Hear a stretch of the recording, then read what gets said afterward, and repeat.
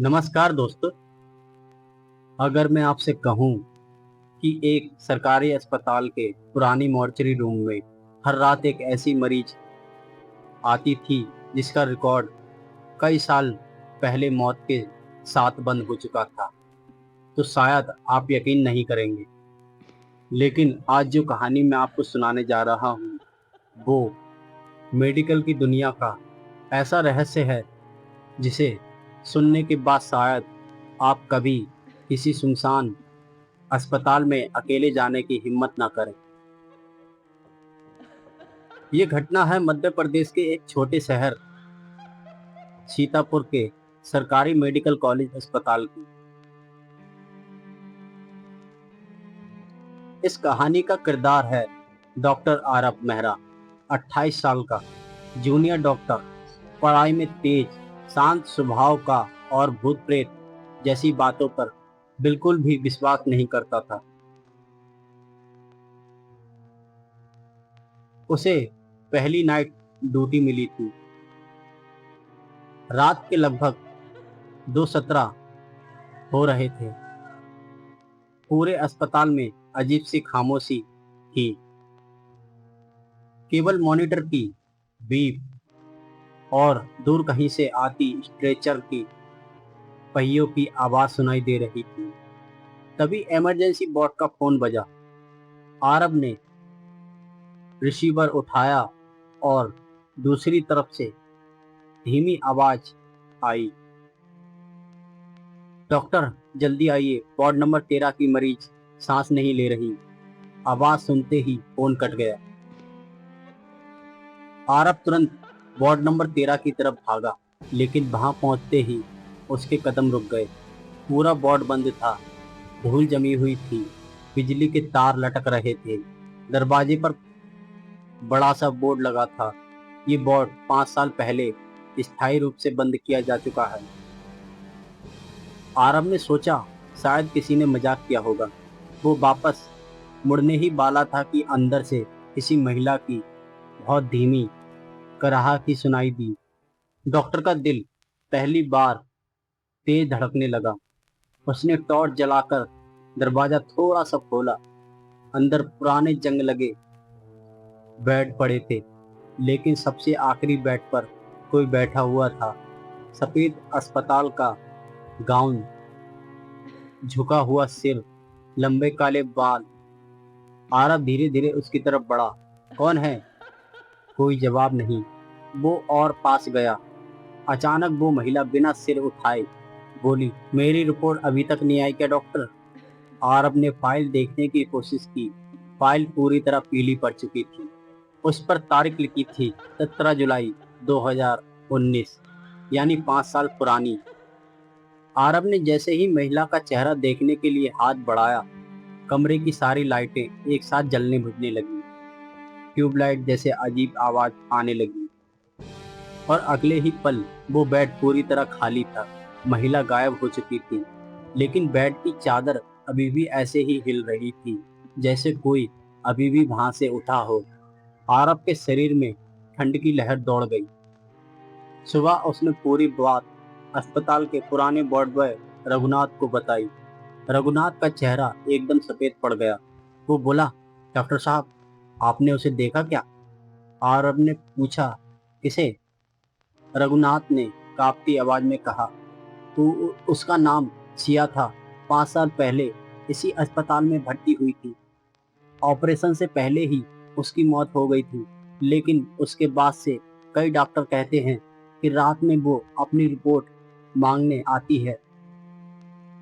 आरब हंसने की कोशिश करता है, लेकिन उसके चेहरे पर डर साफ दिखाई दे रहा था, क्योंकि उसे याद था उस रात उसने जिस फाइल को हाथ लगाया था वो अब भी उसकी जेब में रखी हुई थी।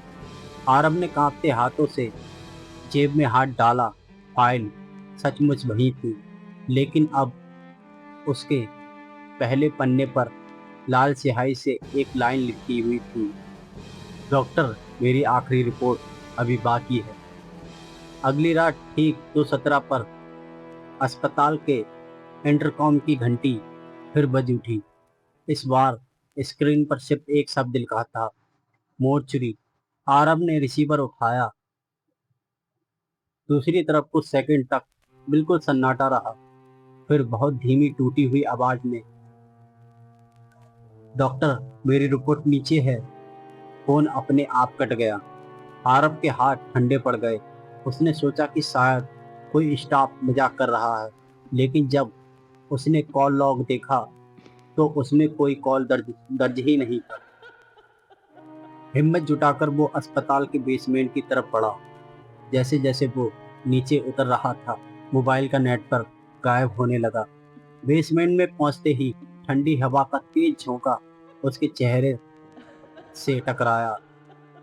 मोर्चरी का लोहे का दरवाजा आधा खुला हुआ था। हालांकि ड्यूटी रजिस्टर में साफ लिखा था, आज मोर्चरी बंद है, कोई पोस्टमार्टम निर्धारित नहीं। फिर दरवाजा खुला कैसे? आरब ने दरवाजा धीरे से खोला। अंदर सिर्फ एक हल्की पीली ट्यूबलाइट जल रही थी। सामने स्टील की कई ट्रॉलियां कतार में रखी थी। सब पर सफेद चादरें ढकी थी। अचानक सबसे आखिरी ट्रॉली अपने आप धीरे धीरे बाहर सकने लगी। घिसटने की आवाज पूरे कमरे में गूंजने लगी। आरब का गला सूख गया। वो वहीं खड़ा रहा। ट्रॉली पूरी बाहर आई। उस पर एक मोटी मेडिकल फाइल रखी थी। आरब ने कांपते हाथों से उसे उठाया। पहले पन्ने पर लिखा था, रोगी का नाम शिया, स्थिति मृत। लेकिन अगले पन्ने पर जो लिखा था, उसे पढ़कर उसका खून जम गया। मौत का कारण अभी भी अधूरा है। अंतिम परीक्षण करने वाला डॉक्टर अभी पहुंचा नहीं। उसके नीचे खाली जगह पर धीरे धीरे लाल रंग में अक्षर बनने लगे, जैसे कोई अदृश्य हाथ लिख रहा हो, डॉक्टर आरब मेहरा, उसका अपना नाम। आरब ने घबराकर फाइल फेंक दी। उसी पल मोर्चरी की सारी ट्रालियां एक साथ हिलने लगी। कमरे के कोने से फुसफुसाहट आने लगी, रिपोर्ट पूरी करो, रिपोर्ट पूरी करो, रिपोर्ट पूरी करो। आवाजें इतनी पास लग रही थी जैसे दर्जनों लोग उसके कानों में बोल रहे हों। आरब भागने के लिए मुड़ा, लेकिन दरवाजा बंद हो चुका था। उसने पूरी ताकत से दरवाजा पीटना शुरू किया। तभी उसके पीछे किसी के नंगे पैरों की आहट सुनाई दी, ठक ठक ठक। आहट धीरे धीरे उसके बिल्कुल पीछे आकर रुक गई, लेकिन उसने पीछे देखने की हिम्मत नहीं की। अचानक उसके कंधे पर किसी का हाथ रख गया। आरब ने कांपते हुए पलटकर देखा। वही महिला खड़ी थी, सिया, लेकिन इस बार उसका चेहरा पूरी तरह दिखाई दे रहा था। उसकी आंखें बिल्कुल काली थीं और होठों पर सूखी हुई खून की परत जमी थी। वो बिना पलक झपकाए बोली, डॉक्टर, मेरी मौत बीमारी से नहीं हुई थी।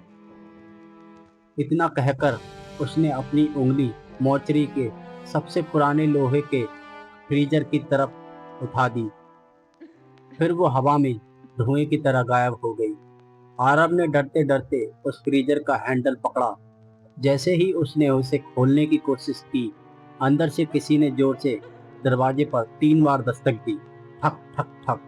आरब का शरीर वहीं जड़ हो गया, क्योंकि अस्पताल के रिकॉर्ड के अनुसार वो फ्रीजर पिछले 5 साल से कभी खोला ही नहीं गया था। आरब की सांसें तेज चल रही थी। उसने कांपते हाथों से फ्रीजर का हैंडल खींचा। धीरे धीरे भारी दरवाजा खुला, लेकिन अंदर कोई शव नहीं था। सिर्फ एक पुराना स्टील का मेडिकल बॉक्स रखा था। उस बॉक्स पर मोटी धूल जमी हुई थी और ऊपर लाल मार्कर से लिखा था, केवल मेडिकल सुपरिटेंडेंट के लिए है। आरब ने बॉक्स खोला। अंदर एक पेन ड्राइव, कुछ एक्सरे फिल्में और एक छोटी सी डायरी रखी थी। डायरी के पहले पन्ने पर लिखा था, अगर ये डायरी किसी ईमानदार डॉक्टर के हाथ लगे तो सच दुनिया तक जरूर पहुंचाना। ये सिया की लिखावट थी। आरब का दिल जोर जोर से धड़कने लगा। डायरी में लिखा था कि सिया को कोई गंभीर बीमारी नहीं थी, वो पूरी तरह ठीक हो सकती थी। लेकिन अस्पताल में चल रहे एक अवैध मेडिकल रैकेट के लिए उसकी फर्जी रिपोर्ट बनाई गई। उसे जानबूझकर गलत इंजेक्शन दिया गया ताकि उसकी मौत को सामान्य घोषित किया जा सके। डायरी के आखिरी पन्ने पर सिर्फ एक नाम लिखा था, डॉक्टर विक्रम सहगल। वो उसी अस्पताल का सबसे ऊंचे पद का डॉक्टर था जिसे सभी भगवान जैसा मानते थे। आरब को यकीन नहीं हुआ। वो सीधे रिकॉर्ड रूम में पहुंचा। सिया की पूरी मेडिकल फाइल गायब थी। सीसीटीवी फुटेज भी डिलीट की जा चुकी थी। लेकिन जैसे ही उसने पेन ड्राइव कंप्यूटर में लगाई, स्क्रीन पर 5 साल पुरानी ऑपरेशन थिएटर का वीडियो चल पड़ा। वीडियो में सिया जिंदा थी। वो बार बार कह रही थी, मुझे कुछ नहीं हुआ, मुझे घर जाना है। फिर कैमरे में डॉक्टर विक्रम दिखाई दिए। उन्होंने कमरे में मौजूद सभी लोगों को बाहर भेज दिया। वीडियो अचानक कुछ सेकंड के लिए रुक गया और फिर सिया की चीख पूरे कमरे में गूंज थी। इसके बाद स्क्रीन काली हो गई। उसी समय रिकॉर्ड रूम की सारी लाइटें बंद हो गईं। अंधेरे में किसी ने धीरे से कहा, तुमने सच देख लिया है, अब तुम भी नहीं बचोगे। आरब ने टॉर्च जलाई। सामने कोई नहीं था, लेकिन फर्श पर गीले पैरों के निशान बनते जा रहे थे, जो रिकॉर्ड रूम से निकलकर फिर उसी मॉर्चरी की ओर जा रहे थे। आरब उनके पीछे चल पड़ा। हर कदम के साथ अस्पताल और भी सुनसान लगता जा रहा था। मॉर्चरी के अंदर पहुंचते ही उसने देखा शिया वहीं खड़ी थी। इस बार उसके चेहरे पर डर नहीं था, सिर्फ गहरा दुख था। उसने बिना कुछ बोले अपनी उंगली दीवार की ओर उठाई। दीवार पर धीरे धीरे खून जैसे अक्षर उभरने लगे। सबूत छिपा नहीं है, जमीन के नीचे है। इतना लिखते ही पूरा कमरा जोर से कांपने लगा। स्टील की ट्रॉलियां अपने आप टकराने लगी और अगले ही पल फर्श के बीचों बीच लंबी दरार पड़ गई। दरार के भीतर से किसी इंसान के कई हाथ बाहर निकलने लगे, जैसे वो बरसों से बाहर आने की कोशिश कर रहे हों। आरब डर के मारे पीछे हट गया। तभी उन हाथों में से एक ने उसकी कलाई पकड़ ली और फुसफुसाया, हम सिर्फ सिया नहीं हैं, हम सब इसी अस्पताल के हैं। आरब ने पूरी ताकत से अपना हाथ छुड़ाया, लेकिन जैसे ही उसने ऊपर देखा, मॉर्चरी में अब सिर्फ सिया नहीं बल्कि दर्जनों मरीज की धुंधली आकृतियां खड़ी थी और वो सभी एक साथ उसे देख रही थी। उनमें से हर एक के हाथ में वही अधूरी मेडिकल रिपोर्ट थी। आरब समझ चुका था, ये सिर्फ एक आत्मा की कहानी नहीं थी, ये पूरे अस्पताल में दफन किए गए एक ऐसे राज की बात थी। अगली रात ठीक 2:17 पर आरब फिर उसी मॉर्चरी में पहुंचा। इस बार वो अकेला नहीं था। उसके पास सिया की डायरी, पेन ड्राइव और सभी सबूत थे। जैसे ही उसने मॉर्चरी का दरवाजा खोला, पूरा कमरा बर्फ जैसा ठंडा हो गया। दीवारों से पानी टपकने लगा और फर्श पर वही गीले पैरों के निशान फिर दिखाई देने लगे। लेकिन इस बार वो नीचे जाने वाली एक लोहे की सीढ़ी तक पहुंचकर रुक गए, जिसे आरब ने पहले कभी नहीं देखा था। वो धीरे धीरे सीढ़ियां उतरने लगा। नीचे एक बहुत बड़ा अंधेरा तहखाना था।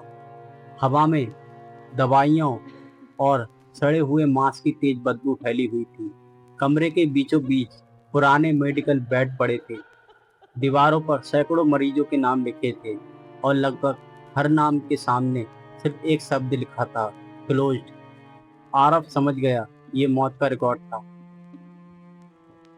अचानक पीछे से किसी ने कहा, तुम्हें यहाँ नहीं आना चाहिए था। डॉक्टर आरब ने मुड़कर देखा। सामने डॉक्टर विक्रम सहगल खड़ा था। उसके हाथ में पिस्तौल थी। वो बोला, 5 साल से जो सच दबा है, आज भी कोई बाहर नहीं लाएगा।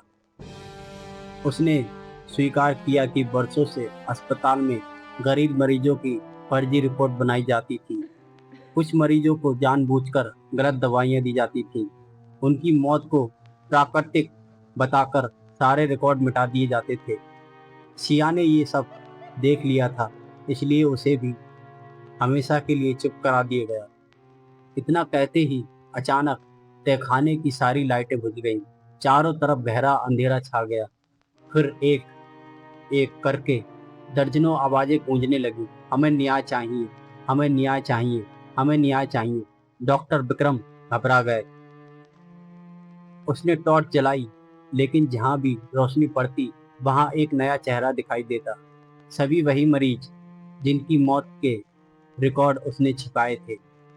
उनकी आंखें पूरी तरह काली थीं, चेहरे पर मौत जैसी सफेदी। डॉक्टर विक्रम भागने लगा, लेकिन तहखाने का दरवाजा अपने आप बंद हो गया। लोहे की कुंडी जोर से जाम हो गई।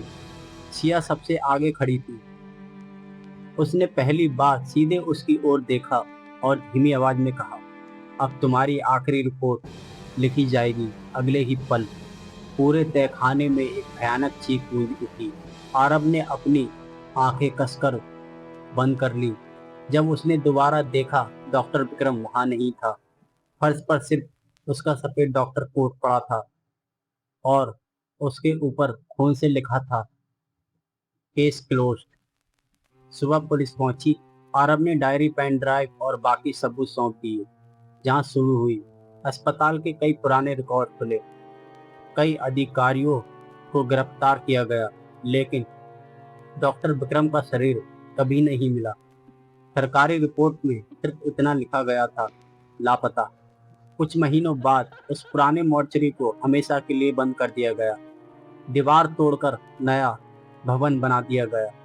लोगों ने सोचा अब सब खत्म हो गया, लेकिन ऐसा नहीं था। करीब एक साल बाद एक नया जूनियर डॉक्टर उसी अस्पताल में पहली नाइट ड्यूटी पर आया। रात के ठीक 2:17 बज रहे थे। उसके इंटरकॉम की घंटी बजी। स्क्रीन पर सिर्फ एक शब्द चमक रहा था, मॉर्चरी। उसने रिसीवर उठाया। दूसरी तरफ से एक शांत परिचित आवाज आई, डॉक्टर, मेरी आखिरी रिपोर्ट अभी भी अधूरी है। फोन कट गया। नए डॉक्टर ने घबराकर कॉल लॉग देखा। कोई कॉल दर्ज नहीं थी। उसी समय उसकी सफेद कोट की जेब अपने आप भारी हो गई। उसने हाथ डालकर बाहर निकाला। वो वही पुरानी मेडिकल फाइल थी, जिसके पहले पन्ने पर अब एक नया नाम लिखा था, डॉक्टर आरब मेहरा, स्थिति मृत। लेकिन आरब तो अभी जिंदा था। तो फिर ये रिपोर्ट किसने बनाई और उसका असली अंत कब हुआ?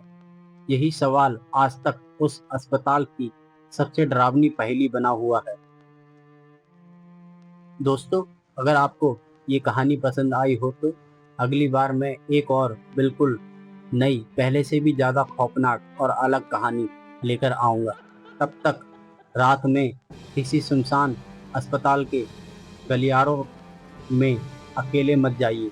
धन्यवाद, शुक्रिया।